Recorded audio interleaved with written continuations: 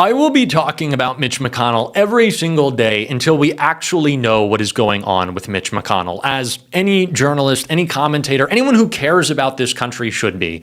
But the one group of people who really cannot stand that is the group of people who care about this country the least, and that is Republican senators who are currently revolting in more ways than one. And I want to talk about why, because partly it's for a reason that you would expect, and then partly it is for a reason that you wouldn't expect. But the great turtle cover-up of 2026 continues, and I want to get into it all. I want to start, though, with one of the more embarrassing examples of the cover-up, people all engaging in it with one of the biggest schmucks on television, and that is Scott Jennings. When he was asked about Mitch McConnell and his many calls with Mitch, live on air, just watch the man's face. Can I ask you, because you actually were invoked the other night on the show about your former boss, Senator Mitch McConnell. Have you spoken to him recently on the phone?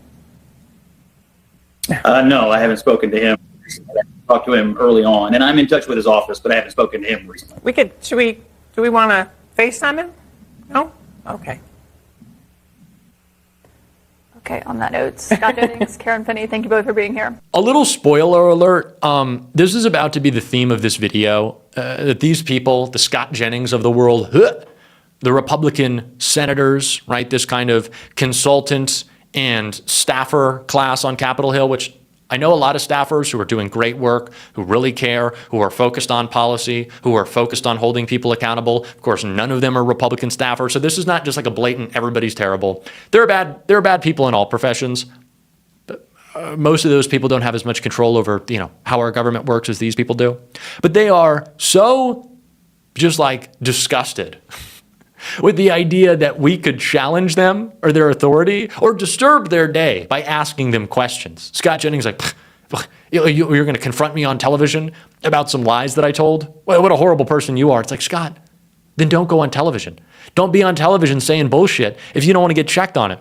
But the fact that the response is they're so disgusted by us is very telling. And it's also very telling in the United States Senate when questions like these are asked, and you get this response from Republicans. Would you like to see Mitch McConnell put out a video to show his condition to the public?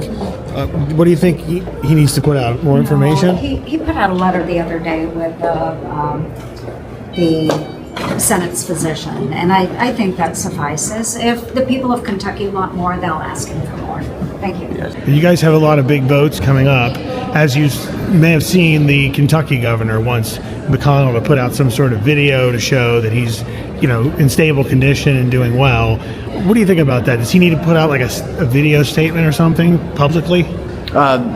Leader McConnell put out something to us just yesterday. Members of Congress, I respect his privacy. He's one of the toughest guys I've ever met. This guy's battled polio his whole life. I didn't even know he had the problem until I met him in person. But he'll be back. He's making progress. The exact reaction that we saw from Scott Jennings as well. You think, Spiff, you think you can ask me a question? You think you can ask me a question? I think we should give Mitch McConnell as much time as we want. Double his salary. It is absurd that these people view us with such disdain. Reporters, their constituents, everybody, that they're just like disgusted by us.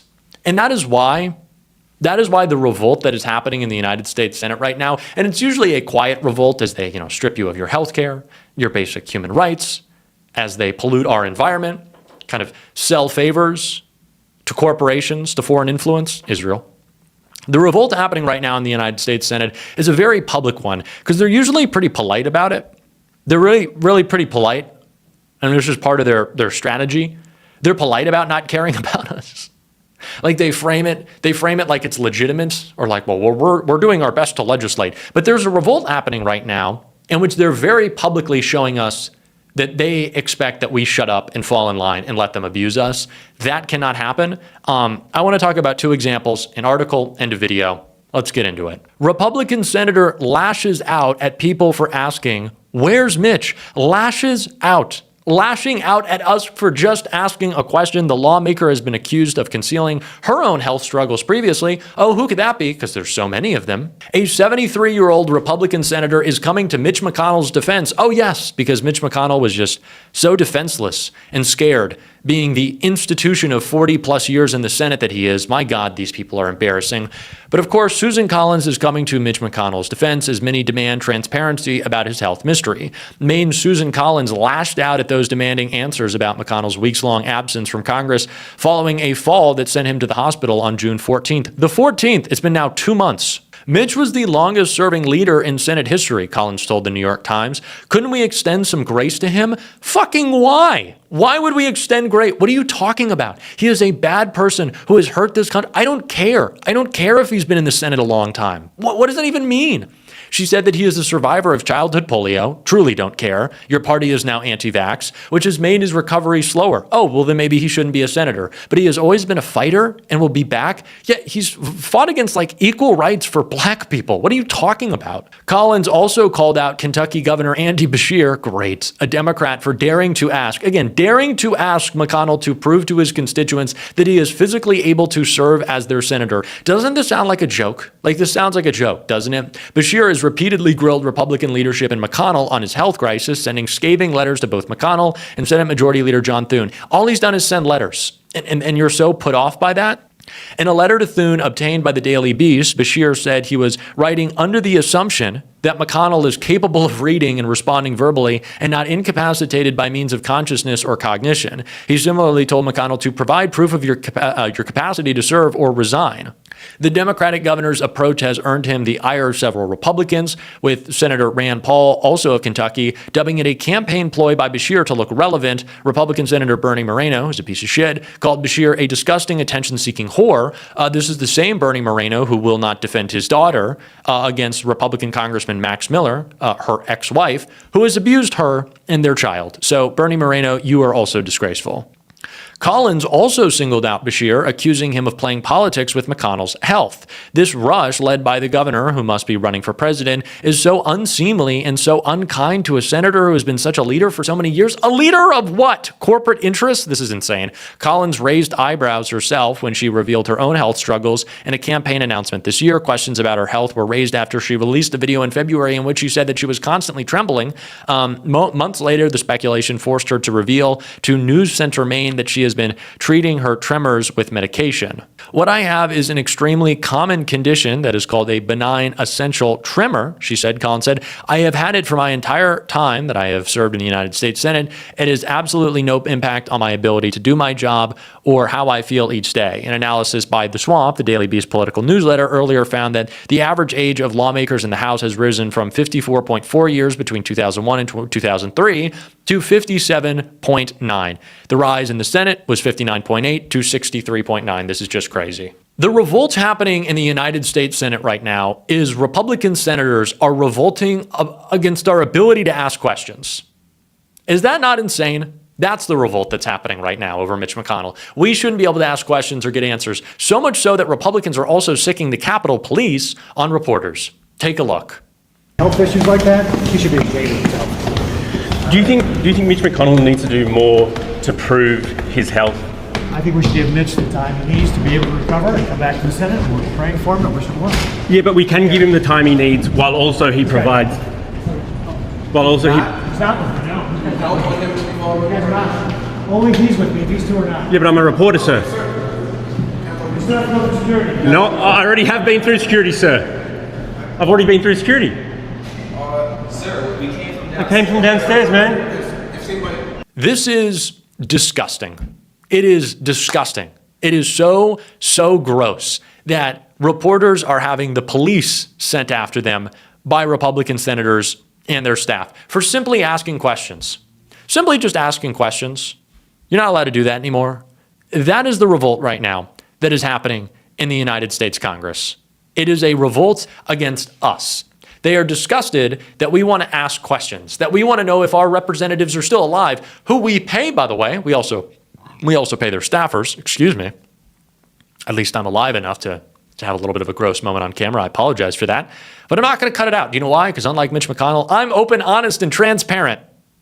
So these people are revolting against our ability to ask questions because they find it so repulsive. How could we possibly be so crazed and radical to expect answers from our dying senators? I want to make one thing clear, that I will hammer and hammer and hammer as much as possible up until the moment that we elect a new Democratic president, because it will be a Democratic president in 2028. And then I'm going to hammer it after that. We got to cut out this respect shit. Maybe it's because I'm young. Some people might say, Jack, you're a little out of touch there. A little out of touch, Jack. Little naivete from you. And I will say no to that. We got to cut out this respect shit because it is inherently un-American. It's un-American.